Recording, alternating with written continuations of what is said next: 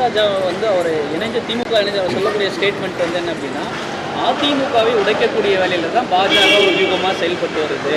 பல மாநிலங்களில் பாஜக செஞ்சதை இங்கேயும் செய்கிறாங்க, அதனால தான் நான் வெளியில் வந்திருக்கிறேன் அப்படின்னு சொல்லிட்டு அவர் சொல்கிறாரு. அந்த ஸ்டேட்மெண்ட் எப்படி பார்த்து? நாங்கள் ஏற்கனவே பல முறை சொல்லியிருக்கோம், பாஜக எந்த மாநில கட்சியோடு கூட்டணி வைத்தாலும் அந்த மாநிலத்தில் உள்ள கூட்டணி கட்சியை விழுங்க ஆரம்பிக்கும். அதுக்கு பல முன்னுதாரணங்கள் பீகார் இருக்கிறது. மகாராஷ்டிராவில் இந்தியாவின் நம்பிக்கை பெற்ற ஒரு இந்து மத தலைவராக, இந்துத்துவ தலைவராக இருந்தவர் பால் தாக்கரே அவர்கள். அந்த பால் தாக்கரே அவருடைய மகன் உத்தவ் தாக்கரே அவர்கள் அந்த மாநிலத்தின் முதலமைச்சராக இருந்தார். அவர்களையே விழுங்கி கட்சியை உடைத்து அவர் கட்சியில் இருப்பவரை ஏக்நாத் சிண்டேவை முதலமைச்சராக்கி பிறகு அவரை காலி செய்து பாஜகவின் முதலமைச்சராகி இருக்கிறார் என்றால் இதுதான் RSS உடைய சித்தாந்தம், பிஜேபியுடைய சித்து விளையாட்டு என்று நாங்கள் பலமுறை சொல்லியிருக்கிறோம். எடப்பாடி பழனிசாமி அவர்கள் ஏமாந்து போய்விட்டார். அன்வர் ராஜா முழித்து கொண்டார். தமிழ் சமூகத்தை காப்பாற்றுவதற்காக அவர் திமுகவில் தன்னை இணைத்து கொண்டிருக்கிறார். அது நல்ல முடிவு தான். காங்கிரஸுடைய பணிகள் ஏதாவது அகில இந்திய தலைவர் கேட்டார்களா? எனக்கு சந்திச்சிங்க, வாழ்த்து தெரிவிச்சிங்க, மாநிலத்தினுடைய பணிகள் ஏதாவது கேட்டிருக்காங்களா? இல்லை, இன்று நாங்கள் 80 விழுக்காடு வரை கிராம கமிட்டியை முடித்திருக்கிறோம். அதோடைய ரிப்போர்ட் தலைவரிடம் கொடுத்திருக்கிறோம். பிறகு எங்களுடைய காமராஜரால் இயற்றப்பட்ட காங்கிரஸ் அறக்கட்டளையின் சொத்துக்களை எல்லாம் நீதிமன்றம் மூலமாக மீட்டெடுத்திருக்கிறோம்.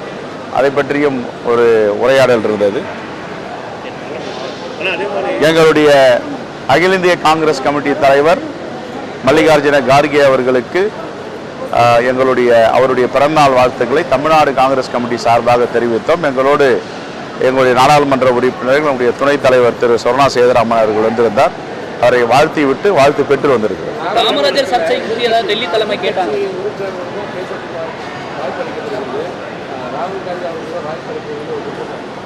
இது தொடர்ந்து ஜனநாயக கடமையை ஆற்றுவதை பாஜக தடுத்து வருகிறது. இதுதான் பாஜகவுடைய இந்த புதிய ஆட்சியில் ஓராண்டுகளாக நடைபெறுவது.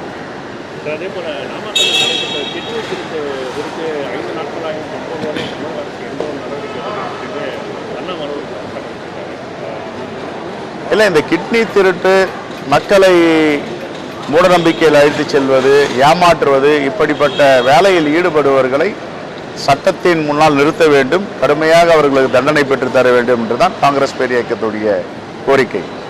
காமராஜர் பேசின சர்ச்சையை டெல்லி தலைமை விசாரிச்சதா சொல்றாங்க. என்ன நடந்தது அப்படின்றது? இல்லை, அவர்களும் கூர்ந்து கவனித்தார்கள், நடந்ததை கேட்டு அறிந்து கொண்டார்கள்.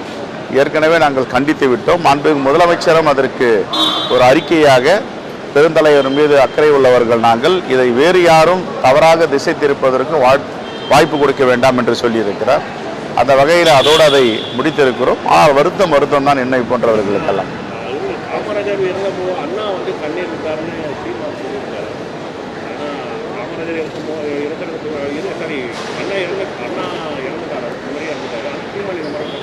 ஆயிரத்தி 1969 பேரறிஞர் அண்ணா இயற்கை எழுதிவிட்டார்.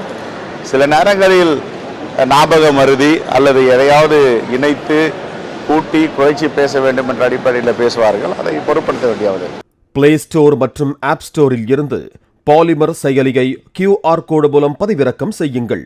செய்திகளை உடனுக்குடன் பெறுங்கள்.